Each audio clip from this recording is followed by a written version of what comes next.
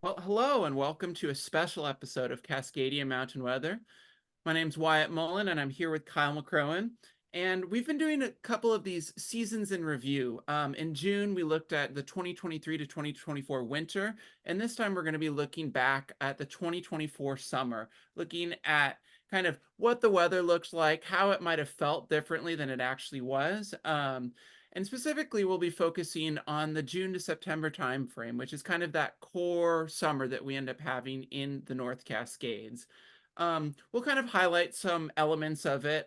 We saw some precipitation at times, and especially an extremely warm early July record setting. And then we kind of saw a mix of warm and cool throughout the rest of the summer. Saw actually our second coolest August in 10 years. So that was kind of nice to see a little bit of a change up after a lot of warm Augusts in a row. Precipitation ended up around normal. And then we're going to also look at kind of the fire impacts, like what the smoke impacts were towards the mountains and haze, and maybe what they will be going forward, what areas burned. And then finally, we'll kind of take a glance at some of the glaciers and what happened to them, and highlight some of our favorite trips from the summer. Thanks, Wyatt. So this is starting out June. This is actually from a ski trip, the last ski day of our season out in the North Cascades. Um, and you can see that, yeah, so the temperature in June was kind of variable. There was actually quite a bit of June gloom, weather that felt colder than normal. And some of these really cool periods in June brought substantial snowfall to the higher elevations. And that really was a frustrating thing for some skiers because it was mixing new snow with old snow and kind of creating like unstable conditions and really delayed the summer melt out. When we were back in early May, it looked like we could be like as much as a month ahead of time for the spring meltout, but in reality, we were not. So June was pretty close to normal, a lot of areas right around 0 to 1 degree Fahrenheit warmer than normal. And in terms of precipitation, it was a little bit wetter than normal in the Cascades, drier than normal on the east side, but it's extremely dry in June anyways there.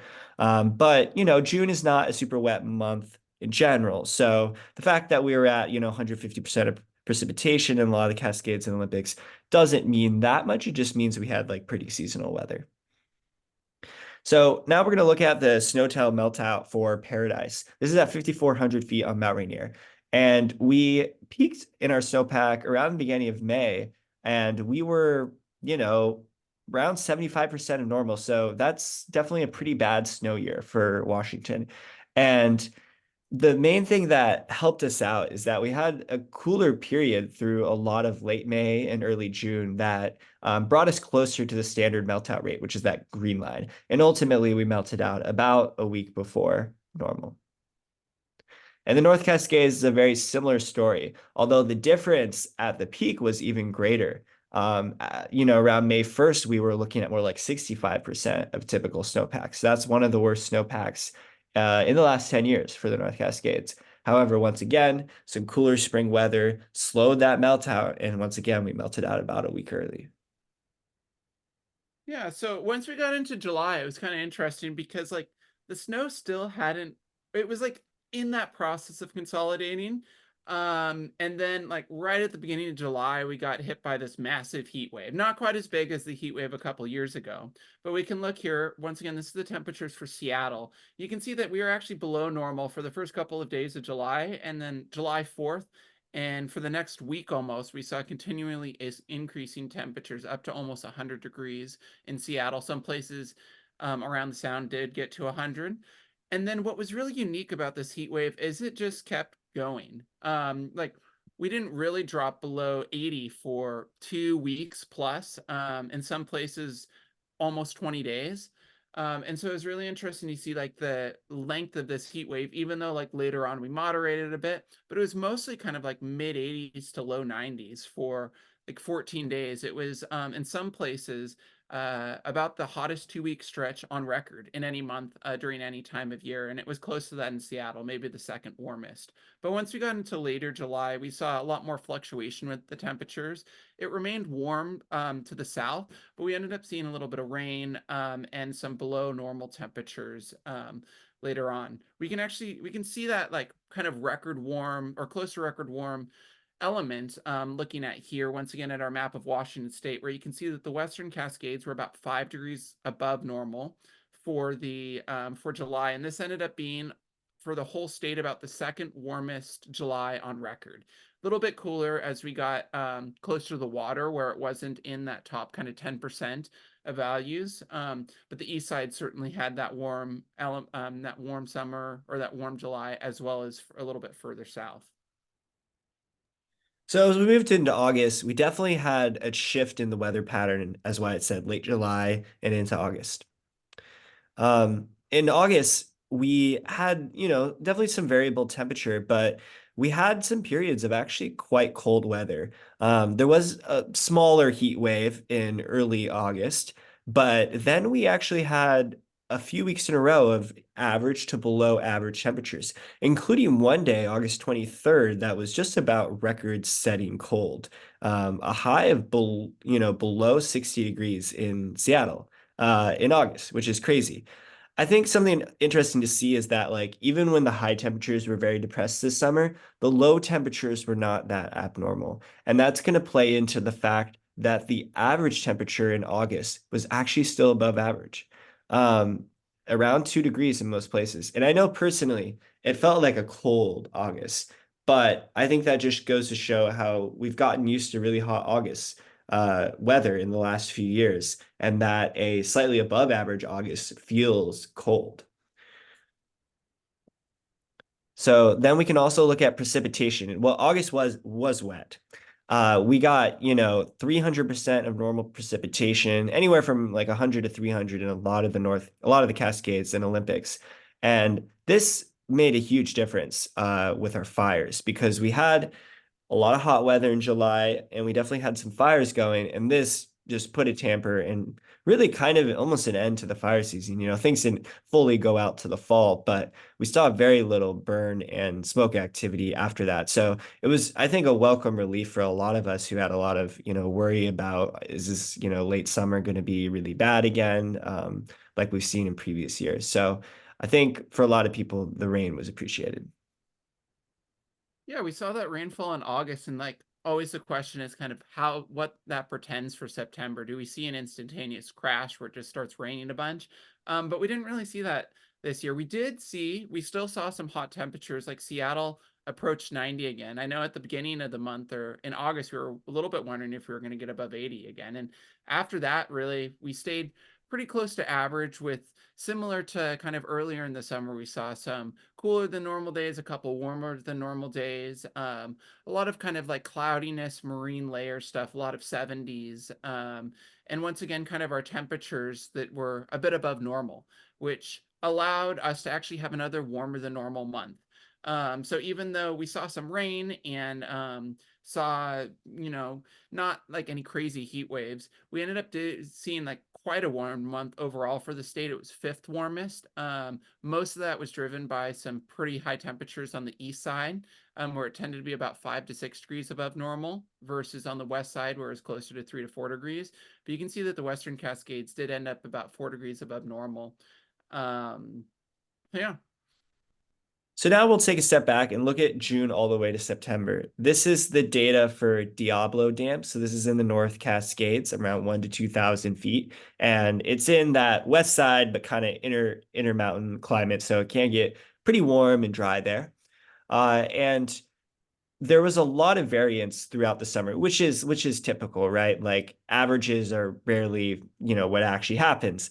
But I think the interesting thing to really notice here is it kind of felt like things were either around average to below average, like a marine layer day, or they were really hot.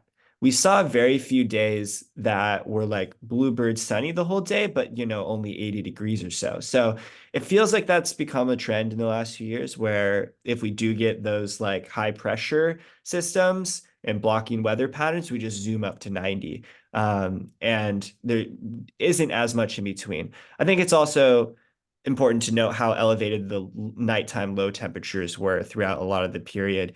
And that really, causes a lot of issues for the glaciers because they're not able to cool off at night and the melt keeps going throughout the night.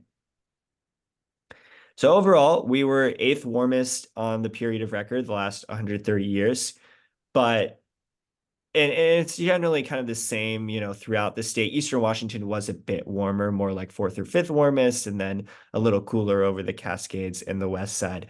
Notice though, the anomaly is only 3.2 degrees Fahrenheit. So, it's not a crazy amount when you just hear like, oh, it was 3 degrees warmer than normal. But we don't have a lot of variance in temperature in this part of the world because of the influence of the Pacific Ocean. And areas further away from the Pacific, you'll see a lot more variation year to year. But thankfully, we have that moderating influence. Yeah. So we can also kind of look at like this extended over the entire period of record. This is for the Western Cascades. And it's kind of interesting to see that as we get over the last 10 years, you can really see how we haven't had a below normal kind of June to September. The last one that we had was 2013. No, I think this is 2012. 2012, 2011, those were both two that were kind of below that 1900 to 2010 average. And then we've been pretty elevated since then, although we had a couple of cool-ish years, but a lot of warm ones as well. You can also look at precipitation over the entire period. This is once again looking at Diablo Dam. We just choose Diablo Dam because it has a really long period of record, so it's nice to kind of see these averages. And you can see that over those 4 months, June through September, pretty close to average precipitation. We had some big kind of bump ups at times, especially in that early June time frame, that late August time frame, and then the late September time frame, which ended up having us be right around average. And that was true for most of the state, where 65, like the number 65 would be almost exactly average out of 130 years. You can see that the Cascades were pretty close to normal at 57, pretty close to normal in the Sound, a little bit wetter than normal kind of in the islands and like the Northwest interior, and then a lot drier than normal on the east side. So next, we're going to take a look at wildfires and smoke and how that impacted the summer. This shows the total acreage burned at the latest estimates that we could get for this year. And the general estimate is probably around 400,000 acres for this year. Very little of it was on the west side of the Cascades. And that is normal, but I think this year, even more so, we saw very little. And then looking at it by month, we definitely had a decent amount of fires going by mid-July or so, and it looked like it could be pretty bad. But notice how the fires were almost just like chopped off going into August. And that was thanks to that cooler weather, both in late June and then into August, especially. We got some serious rain in the mountains, and that definitely put a tamper on fire season.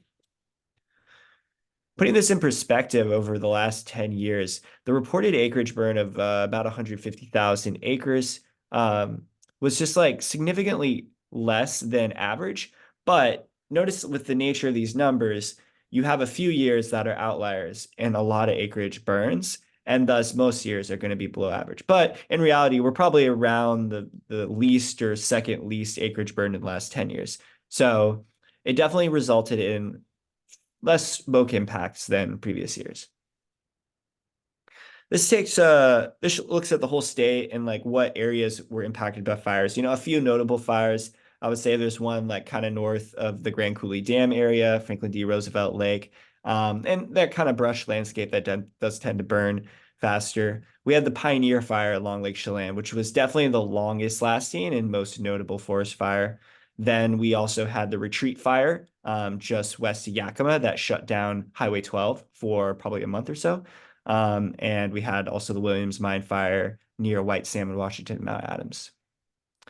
So in Oregon, a lot more acreage burned, and they definitely were inundated with a lot more smoke. I mean, the grasslands and kind of dry forests of the Ochiko Mountains and the Blue Mountains of Eastern Oregon saw a lot of fires. So although we didn't have like a crazy amount of acreage burning, I think there were a lot of like recreational impacts and closures that were often like preemptive by the land managers. So we had the Pioneer Fire, which closed very large areas, all of the Chelan Sawtooth from Chelan up to Stehekin. I mean, even forced the evacuation of the town of Stehekin. We had a relatively small fire along Highway 20, the Easy Fire. It was just across the highway from Easy Pass, and it actually caused a pretty big closure of Highway 20. I mean, Highway 20 was closed for on and off for quite a few weeks. And even after the fire went out, then we had some landslides from some rainstorms. So there definitely were a lot of impacts there. And then there were some very small fires in the Cascade River Road in Seattle area that caused pretty widespread recreation closures. So basically, all the trails out of Upper Seattle River Road were closed, and the Cascade River Road was closed very far back, despite just a small fire kind of near the road. So while these fires weren't that big, they did have pretty big recreation impacts. The Pioneer Fire definitely is the biggest story. It started in June 8th, along kind of, you can see where that flame marker is. So along the shore of Lake Chelan, humans started. We did not have thunderstorms during that time period.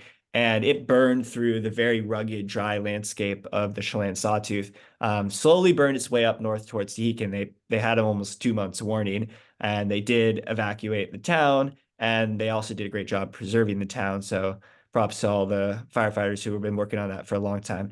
And this kind of produced consistent smoke in that area, but it also, as interesting as a fire, it never seemed like it burned that explosively. It was kind of a slow burn up through that area. And I think it burned a lot through areas that had burned in the last 25 years. So it could be that like the fuels were not, super explosive in those areas. The Williams Mine Fire, it was southwest Mount Adams, started August 5th, and this one did burn a little faster. And there were some evacuations, I think, in the town of White Salmon. It also burned the approach road and the campground on the south side of Mount Adams. So we will see in the future how that impacts recreation. Yeah, let's look at also a quick glance at like smoke impacts. So I just pulled up this map because this is where I ended up getting data from, but I wanted to look both like on the west side and the east side from the past couple of years. And this AQICN.org does a great job of kind of having historic data. So we can look at Darrington, which is on the west side. And I think it's like interesting to look at this year, 2024 on top. You can actually see that we had like a pretty smooth summer. We had like a couple of days with worse air quality. Maybe in September we were seeing kind of that smoke coming up from Oregon. In August and July we saw some, but honestly, it was a pretty good summer in Darrington, especially compared to recent summers. Where if we look down, 2023 wasn't too bad either, but 2022, like October, just like awful smoke, as well as September, and then 2020 as well was the big smoke storm when a lot of the West Coast was burning. Um, and then we can go to Chelan, which is on the east side, which was near the Pioneer Fire. And we can see that like July was pretty smoky over there. The east side generally sees a little bit more smoke because the prevailing winds are from the west, and so they blow the smoke out into the east side.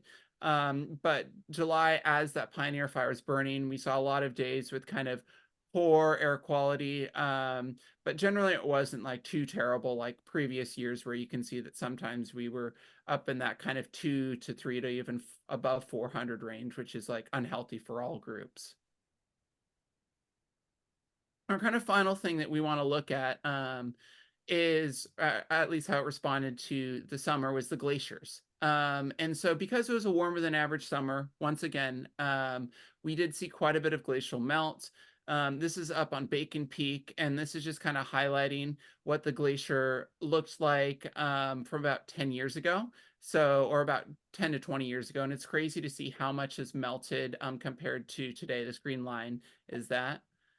And then this is showing what's called like the annual mass balance of a glacier. And basically what you can think of it is if it's 0, then the winter snows have been balanced out by the summer melting. And that's what you want to see for a glacier that's not retreating. If you want a glacier that's growing, you'll see higher numbers, so you'll be up above 0. If your glacier is retreating, then you're for the summer, then you'll see it below 0. And you can see that the last couple of years have all been below 0. The last positive year we had for all the glaciers was back in 2011, 2012. And you can see that it wasn't quite as bad as like last year, which was one of the worst years on record, and especially not as bad as like 2015. But most glaciers actually lost quite a bit of mass and retreated a decent amount this summer. And we can actually look at what happened over the last kind of 40 years. This is through the North Cascades Glacier Climate Project, which has been going on for more than 40 years now. And we can see that this is like the kind of total thickness lost on average by the glaciers that are monitored. And in the last 10 years, we've actually lost more thickness in the glaciers in this North Cascades than the previous 30 years combined. This is 17 meters of thickness lost on average for the glaciers versus about 15 or 16 from the previous 30 years. So we have really seen an increase kind of with these hotter and warmer summers. So now we're going to take a little bit of time just to reflect on a few great summer trips that we had together and kind of showcase how the weather impacted that.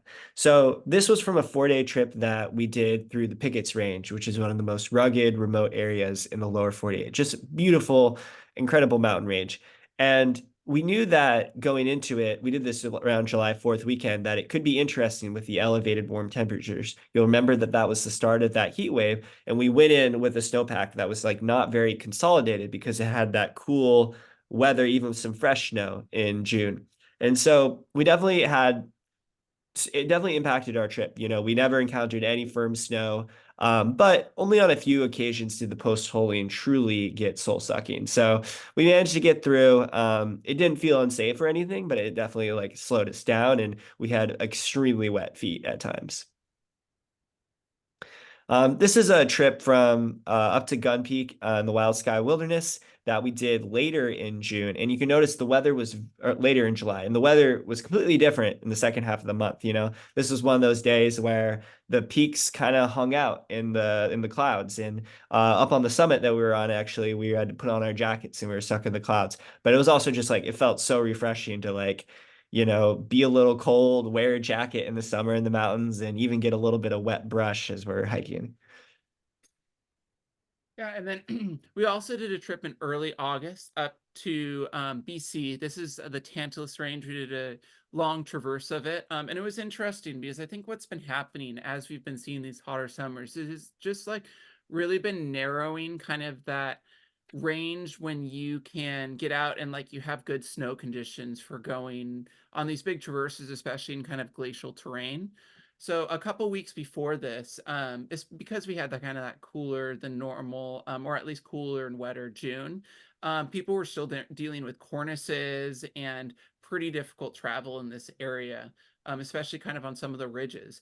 And then when we went in early August, we had pretty nice conditions, but we also ended up running into some blue ice. So in kind of that short time period of a couple weeks, you'd seen significant melting of the glaciers, or of the snow on top of the glaciers, at least, that made for uh, just more like more interesting conditions, I guess. And then a couple weeks later, people were really running into like challenging steep blue ice that made travel significantly more difficult. So I think it's kind of interesting to see how this weather kind of impacts our summer travel. And it depends on like how intense the heat spike is and what time of year it happens. But if it happens earlier in the year, what can also happen is because of the longer days, you end up seeing more snow melt quicker than you would if it was happening later in the year or later in the summer. Yeah, well, thank you to everyone for listening to our summer review. We hope that you found this interesting, that you learned something from it. We're definitely looking forward to winter, so keep watching our videos. We're going to be producing weekly weather videos going into this winter. Finally, we'd like to give a thanks to the people on our Patreon who support us.